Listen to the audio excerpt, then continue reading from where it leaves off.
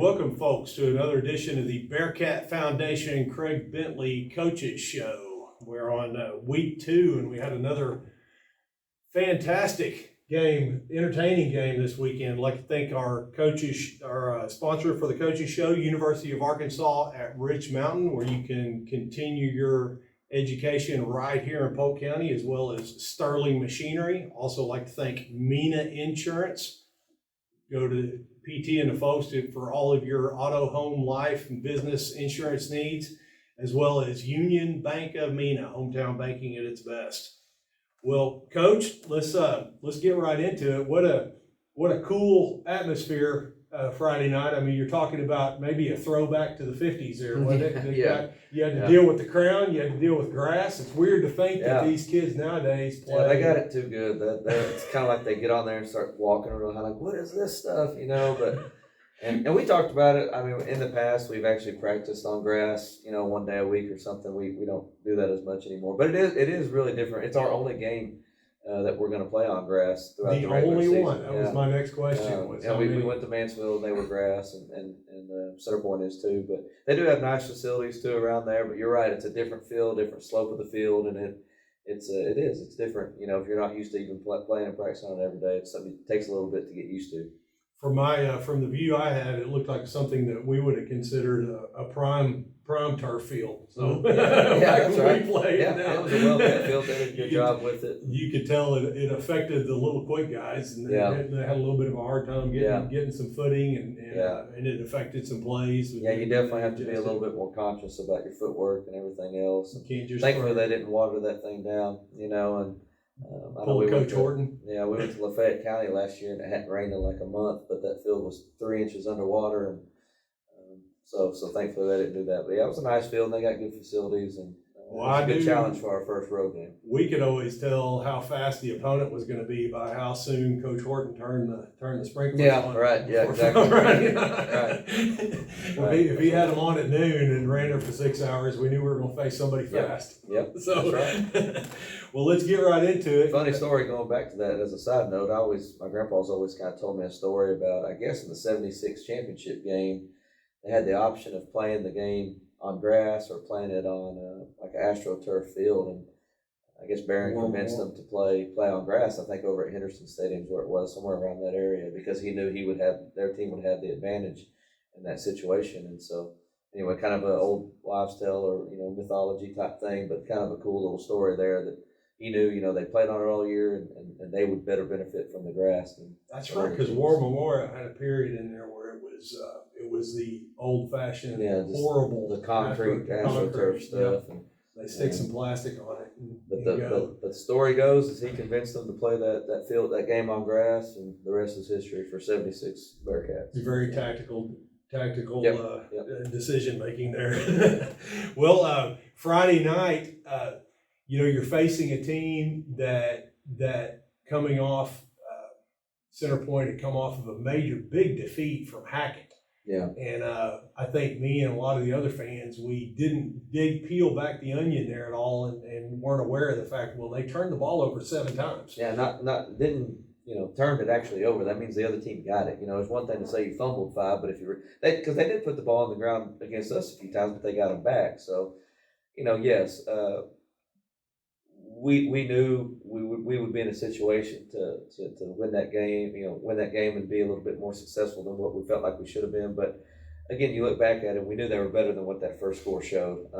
Hackett's a good team. When you go and watch that film, like you said, they turn the ball over several times. They give Hackett short fields, a lot of first game stuff, and then you throw in now they're back at home. They're going to clean up a lot of those. They got a good coaching staff over there. Their offense that they run, if they can hold on to the ball, they're going to chew up some clock with that too, which is pretty much what they did. Yeah. And so we knew they were going to be ready. We knew they were going to be challenged, and they're going to win. They're going to win some more games this year. They're a good football team, and that's a team. At the end of the day, the win is the win, and nobody on our current roster had beaten Centerpoint at a varsity level, and so that was important to us. They got us last year, I think by 2 points, and so it was a good win for us. But we knew going into it that it wasn't going to be a walk in the park or anything like that. Absolutely. Well, it was it was a back and forth. It's kind of a tale of two halves there, because you came out and you did everything that you wanted to do, get done offensively, and then they came out the second half able to answer back. And let's take a look at. You want to go ahead and take a look at some of these highlights here? Yeah, I mean, it's football. It's frustrating and at times, and we've got to start better. We've got to start the game better. We've got to start our first possession better on offense, and we've got to start our first second half possession better. The last 2 weeks, we've really shot ourselves in the foot in that. We focused on that a little bit in practice. Like I said, we come out, we do a really good job in the first half. We give away on our first offensive drive. We get a big hold. We have to punt it away. And then we let them chew up clock and come through. Having said that, we got a 14-0 lead with a minute to go, and we're letting them do something they don't want to do when they get down throwing the ball and punch it in. And so we have to be better about closing out halves and starting halves. And then we come out, having said that, we're up 14-8, big 40-yard run, and we fumble the ball right at the end of it. So, if we hold them out right before half and, don't fumble right after half, you're looking at going from where it was 14-8 to where they actually took a lead to 16-14, and that could have easily been a 21-0 ball game at that point. But that's not how that goes. That's how football goes. We've got to be better at starting halves. That's where, because in week one we faltered out right out of the gate on the first two possessions, and then we fumbled the second half kickoff back to them. I forgot about that. Yeah. So we do have to be better. I thought defense overall, of course you put a lot of emphasis in their run game and what they want to do, and so they were able to get a few passes in on us. I thought we played physical. We got hands on that quarterback, and at the end of the game, we at the bottom line is we made plays, when we had to. So, I was going to tell you that from a fan's perspective, was watching it, and he comes out there and makes that play going in half, and he's kind of a lumbering. I'm not going to say it's not real pretty. He throws off the wrong foot half the time. He's not real fundamentally sound. But he was delivering some good balls. Oh my gosh, gosh, some tall receivers. So I was going to say, man. Well, that's an accident. That won't happen again. We'll get control of it. And I don't think he's doing that on purpose. I don't think it's any secret that our secondary aren't quite the tallest of humans. You're not able to hide that, are you? But they know that, they understand that, and I think this was a good lesson for them to know they're not going to outjump anybody. We're not going to go up and battle for 50-50 balls. We have to be physical, aggressive, and break balls up. So it was a good lesson for us to learn right there too.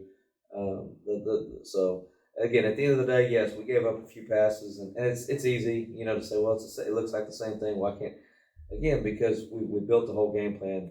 We're forcing them to do something they didn't want to do, and at the end of the night, that's what they had to do, and it kept them from winning the game. They want to run the ball down our throats and do all that, and we did. We worked on this stuff with them, and honestly, a lot of the plays that they got on us defensively, we had shown them they'd seen 100 times throughout the week, and it's just harder to replicate in a game-like situation when you got to factor in the run, and of course, you got to factor in somebody who's used to running that play over and over, and so it can be what they're doing to set it up. You can't replicate that in practice. No, exactly. The fact that you've seen one look 7 times in a row, and then that 8th one's what's going to get you. I thought our run game overall was a lot better this week. Of course, this has been a good play for us. Is this double handoff play, and it's a pretty dangerous play. And Brody does a good job here getting upfield, and Brody and Mike are running really, really hard. And our offensive line's doing a really good job, creating run lanes for these guys. And that's a tough play, because if you oversell to that, then we'll hit you on the front side of it. And our guys have really, really executed it and done a really carrying out fakes really well. Yeah, and that's the other thing is they're very unselfish and carrying out their fakes. Like I said, this is another example of Michael running really, really hard here. Well, that's a mobile athletic pull right there. He gets an extra, I guess that would be yards after yak or whatever yards. Yak is yards after catch actually, but contact. Yards after contact, there's an extra 5, 6, 7 yards just because he's running really hard. So him and, like I said, I kind of called him, I don't think they're thunder and lightning, they're more thunder and thunder. So they're both pretty hard runners right there. Again, another good setup there and showing a little bit of speed. They're both deceptively fast too. So again, setting the ground game early is these first few clips and seeing how hard we're running, falling forward on your runs and keeping those knees moving. And again, the offensive line doing a really good job. See right there, we faked out the camera guy.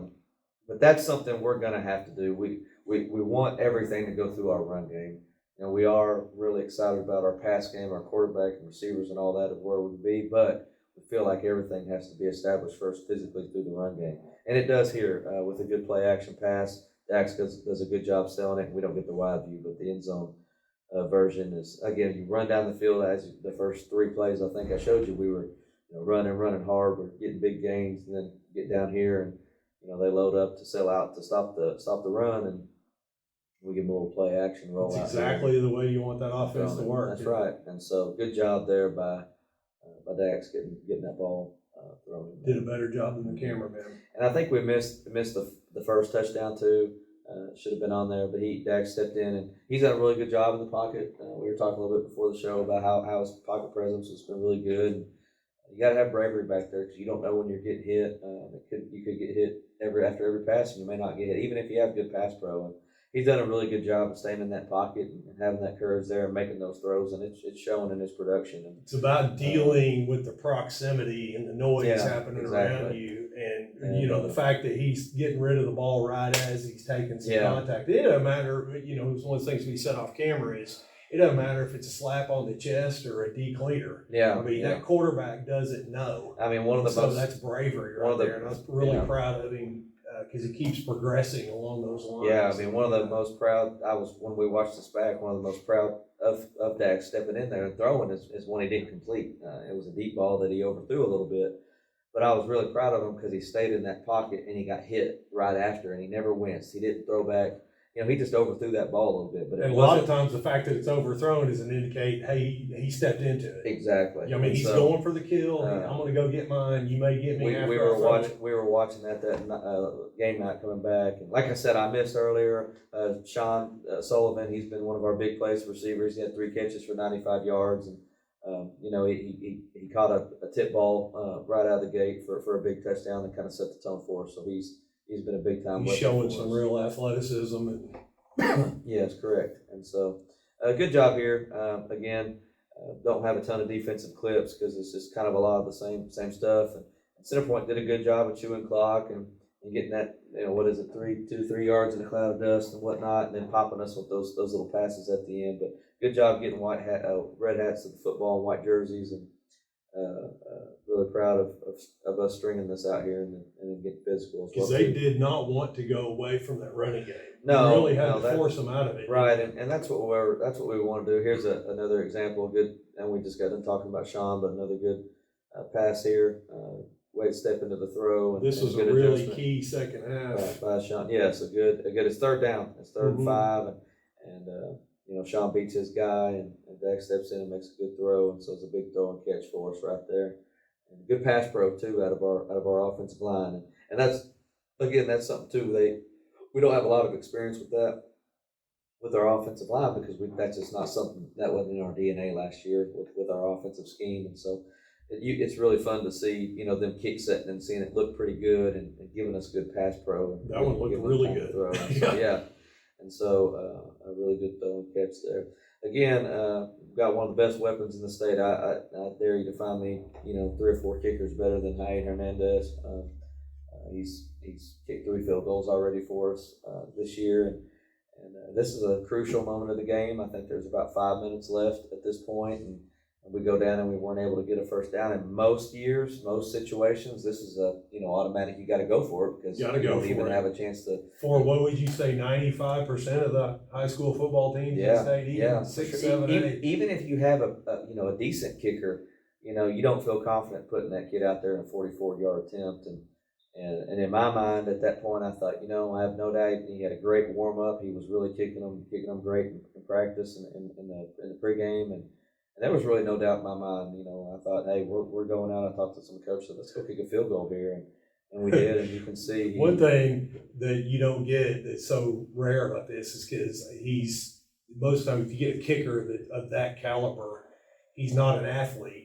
He's a kicker. Exactly right. No offense to that's a great anybody point. This kid's out there competing. Yeah, he's playing both sides. He also had 9 tackles in the game. Exactly. 2 pass breakups, and he plays offense. We got to get the ball in his hands, but he hasn't had a catch yet in 2 games. But he's a great receiver too. So I mean, yeah, you're right. Usually a kicker of that caliber, that's all he does. That's all he does. And that's not who I he's is. out there, he's in the fight, he's beat up, he's sore. Yes. And I think that, to me, I would think that would help versus sitting over there waiting the whole game for an extra point, a kickoff. Yeah, I mean, honestly, we don't even take the kicking net out there anymore for the sideline because there's no need because he's always on the field. He's always on the And field. so, but you're right. He's not getting cold over there. He's not. He's already his energy and his adrenaline's already going. And so again, you see, he would have been good from 54. And he was it right down the middle. Yeah, he boomsticked that thing. Yeah. So I give credit to our field goal unit too. I thought they did a good job on protection for the most part, and Snapper and Holder, Brody and Mike did good, and so we're excited about where that can go. And again, just to have that weapon, that was the difference in the game right there. I mean, gave us the lead. We needed that. What he's been able to do in those situations, right? So you go back to D Queen and had great field position, but we weren't able to get those touchdowns. In years past, again, you probably come out of those two possessions with 0 points, but we were able to at least get something out of it. Right there, wasn't the greatest of offensive possessions, but we were able to take a lead from it. That was huge. Because we came out, we fumbled the first possession back to them, kind of faltered out. They still had a lead with 5 minutes to go, and to take the first lead in a quarter and a half again was big. And you see the second half, their offense, they went back to that running game, and not that they ever went away from it, but they held the ball a lot. What was the difference in offensive snaps between the two teams? Yeah, so our offense played about 45 snaps, which is about 15, 20 less than what they normally do, and their offense ran about 75 snaps. Wow. And so they controlled the ball. I think we only had 2 or 3 possessions in the second half, and we knew that. We told the offense, hey, you're not going to be out there very much more. You got to go take advantage of what you're given. And so good job by the defense here again.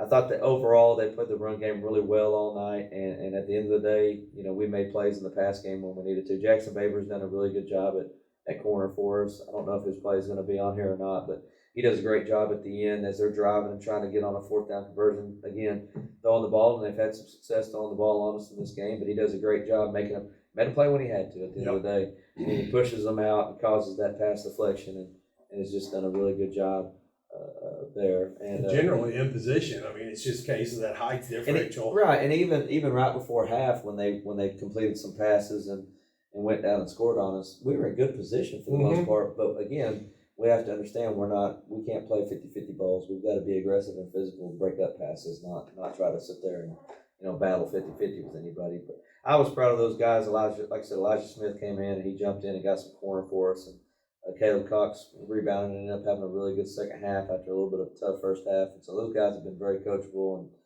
done a good job, and we're really excited about what they're going to be able to do for sure. Those are 2 of your more athletic kids, and they're going to have to. And D-line played well. I mean, that was tough, man. I mean, Max Roach was getting double teamed all night, and Mason Sullivan, he does a good job of shooting through and wearing those guys out. But you're playing that many snaps, you're tired, especially some of those guys going both ways. And that's what I was going to say. How many? Because you had Max playing both ways. Yeah, so we have a few. I think if I'm putting a number on it, totally we'll probably have 3 or 4 that are consistently playing both ways right now, which is pretty good for us. We want to try to limit that as best we can, especially when we feel like we haven't. That typically in 4A football, that's just going to happen. Yeah, you're going to have it. But it's harder on those big guys up front. And I saw Max Rocha playing a lot on the defensive line, and he did a really good job for us.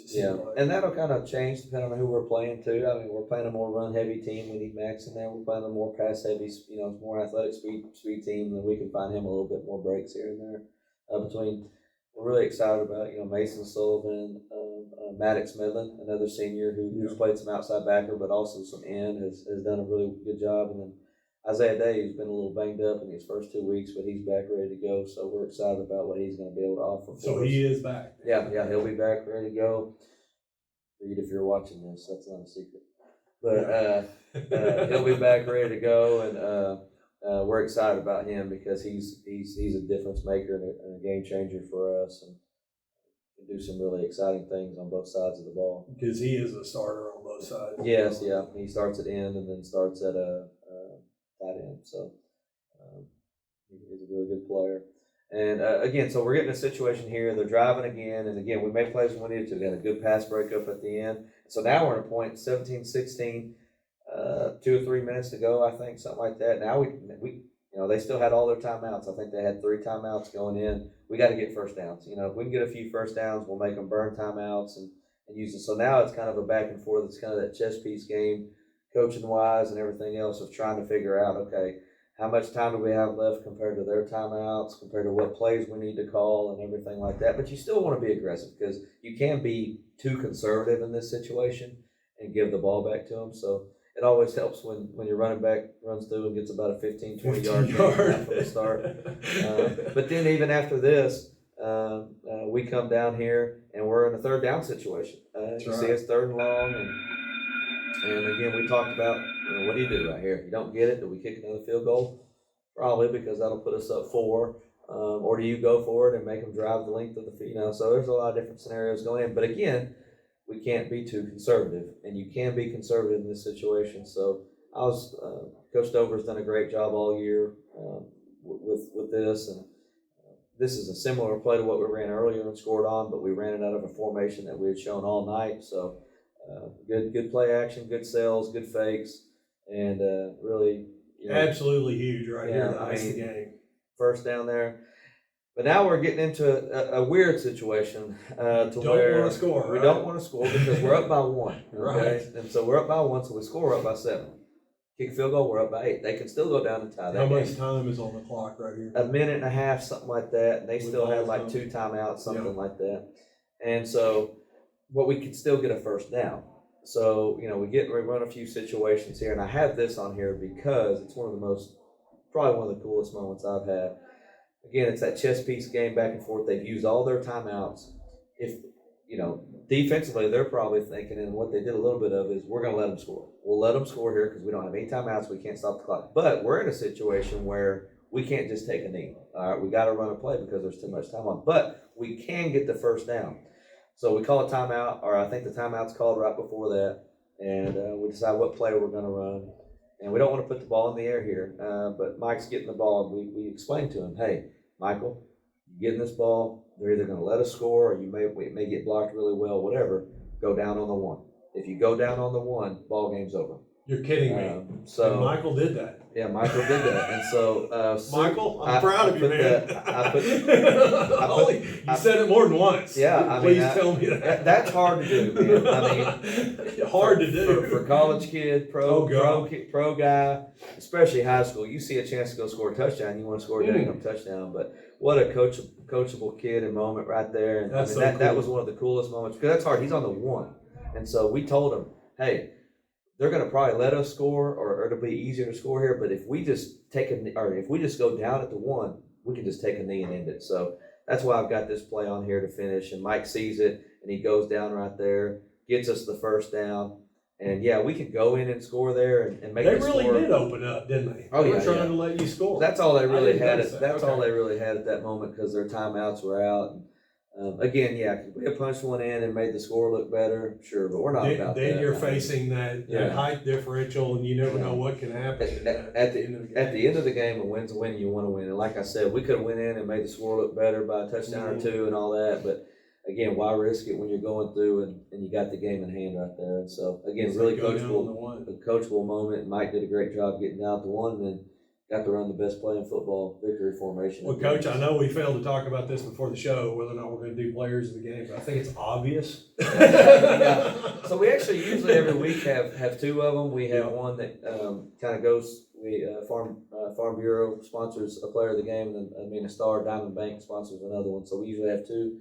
So yes, the obvious one is Hyde Hernandez. Wow. He had 9 tackles, 2 pass deflections, and of course go ahead 44-yard field goal with about 3 or 4 minutes to go. So Hyde's done a great job, and then the other player of the game was Sean Sullivan. He had 3 catches, 95 yards, big catches, a touchdown. Yeah, big catches, and also had 5 tackles. Does a good job playing linebacker for us too. So those are our two guys who got those awards. Great job by those kids, and again, folks, this Bearcats will be on the road at Lincoln next Friday night. Short trip. And long trip. And I do want to mention the fight that it was to try to get on the air last week, and you can't imagine Kristen Albin packed and unpacked this equipment about 5 different times, and we kind of got the runaround as far as being able to set up somewhere, and then they said we couldn't set up there, and then set it up again, and then